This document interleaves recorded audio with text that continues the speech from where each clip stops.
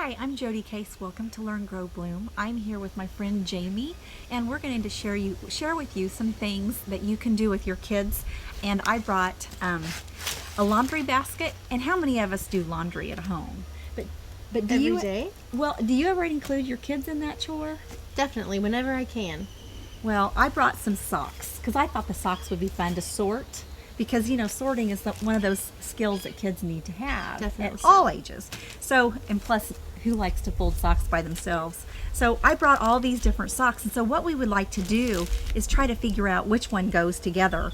And then I thought it'd be a lot of fun if kids would just hang them up on a clothesline. So we did a makeshift clothesline behind us. We should probably show our guests. We made a makeshift clothesline right here behind us, just with some simple rope. And we brought some clothespins, and we just thought it'd be fun for kids to try to find the match and hang them up.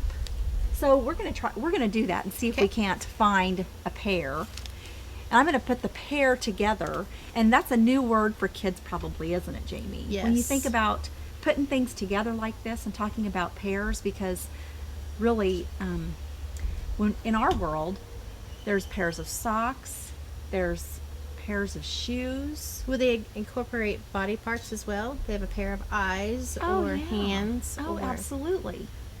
Yeah, that would work well too, just talking about different pairs. So we're going to put these up real quick just to show you that when you put pairs together, now I'm going to try to trick you, Jamie, or you could try even. What happened? Just fell down. Oh, it's all right. What would happen if I put these two together? They're very different. But do you One's think red. surely kids would notice this, wouldn't you think? I think they would, but some might get a little confused. Well, and here's a great opportunity to talk about size and colors, don't you think? Because one has red, but doesn't have very much red. No. And this is probably for someone that's pretty little, And that's for a bigger person. and this is for a bigger foot. So I could try to trick kids too, couldn't we? We could kind of trick them and see if they really would know what the difference was, if they were right on track or not. So I'll we grab can these just- two. Well, and these, Oh, those are They're- really tricky. about the same size, but not quite the same pattern. No. Might be able to trick them with this. You might. And so let's just put those up there for fun. Okay. And we just have to pretend if a child came by and we said, there's one set here that just doesn't seem right. Maybe they could figure out which one is mistaken and that does not go together. That would work well. And then what are we going to do with these two? Do we hang them up by themselves? We could hang them up by themselves and see if a child would come along and pick out the one that doesn't belong. Yeah, that doesn't belong. Well, when we talk about pairs, there's always great books that we can bring in to read to kids that talk about pairs, and this one's perfect because it's called A Pair of Socks. And in this book by Stuart Murphy, and it's illustrated by Lois Ehlert, I want to show you this particular picture here. It has great images of socks, doesn't it? Yes, it does. But you really have to look closely, like you did when you showed us those two pairs of socks that really were very similar, and they're close to the same size, but they were so similar. Just like these two pairs, you have to really look at them to decide whether they're right or not. So this would be a great book to share with kids. It's really bright and colorful. I think it'd be a really good one to read aloud to your kids at home. Now I have something else I want to show you. Really? Well, we made these, and they're pairs, they're groups of things that go together. Okay. So when you think of a pair, like a pair of socks, I was they thinking go together. identical. Oh, But they don't have to be, do they? no, not always.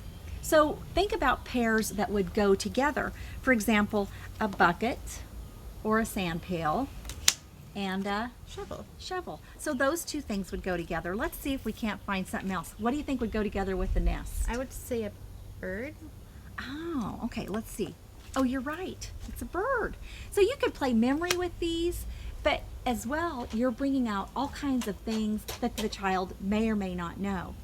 So what if a child didn't even know what this was? You could have a conversation and say, okay, look at the clues within it to tell you what it could be paired up with. Right. And then you'd be able to talk about what do they think this nest is made out of? or who made the nest. Right. So you're building language skills and acquisition skills there too. But there's just a whole group of cards here of things that go together. So this Some pair, bones. bone and a dog. We're going to show you one more. A basketball, and what do you think goes with the basketball? A hoop. You're good. There's the hoop, just like that. There's a whole deck of cards here that are available. So you could create your own cards or you could even purchase them.